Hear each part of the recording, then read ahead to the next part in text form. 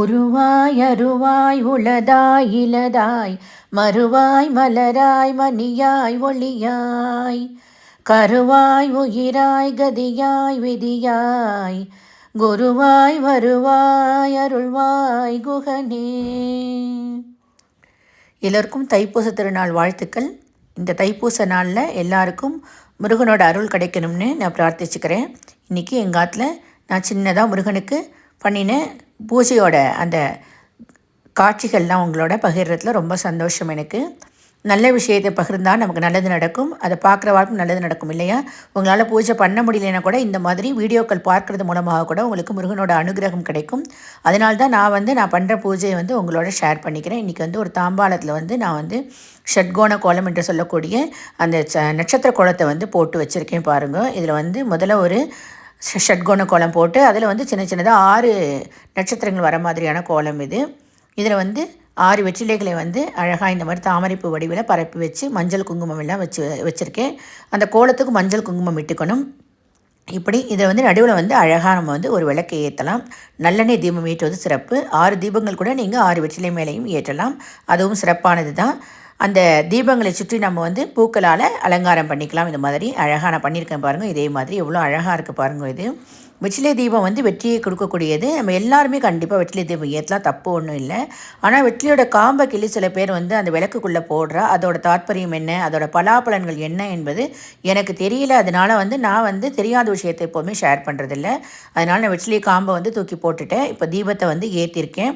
வெற்றிலை ஒரு மங்களமான பொருள், சுபமான பொருள். ஸ்ரவண தீபம் கூட வெற்றிலையில் ஏற்றுறது பழக்காலத்தில் வழக்கமாக இருந்திருக்குங்கிறதுனால இருக்கிற விஷயத்தை நம்ம செய்யலாம். புதுசாக எதுவும் ஆரம்பித்து செய்ய தேவையில்லை. வெற்றிலை ஒரு சுபமான மங்களமான ஒரு பொருள். ஏற்றுவதற்கு பார்க்கறதுக்கு எவ்வளோ அழகாக இருக்குது பாருங்கள்.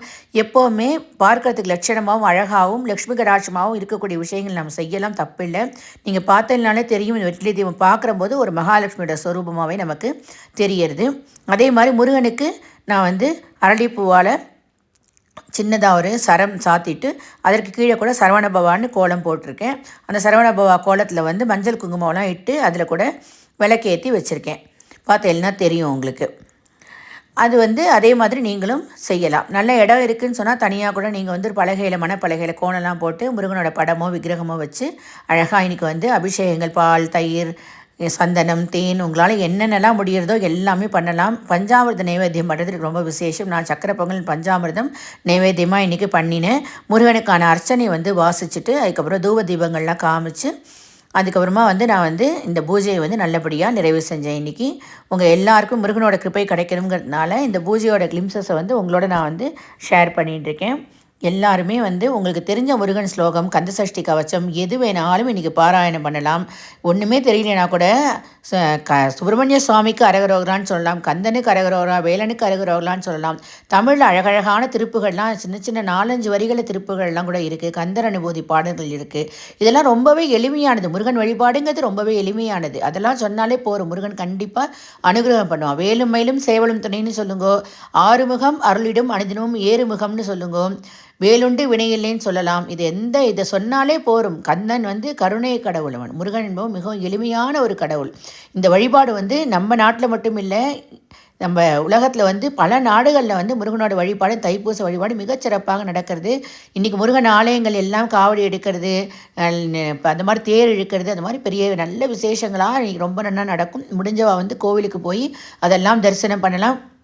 அப்படி முடியலையா, நீங்கள் வெளியூரில் இருக்கேன், பக்கத்தில் கோவில் இல்லை அப்படின்னா உங்கள் வீடுகள்லேயே நீங்கள் அழகாக இந்த மாதிரி ஒரு முருகனுக்கு பூவெல்லாம் போட்டுட்டு அழகாக விளக்கேற்றி ஒரு நைவேத்தியம் பண்ணி முருகனுக்கான ஸ்லோகங்களை சொல்லி நீங்கள் வழிபாடு செய்யலாம்.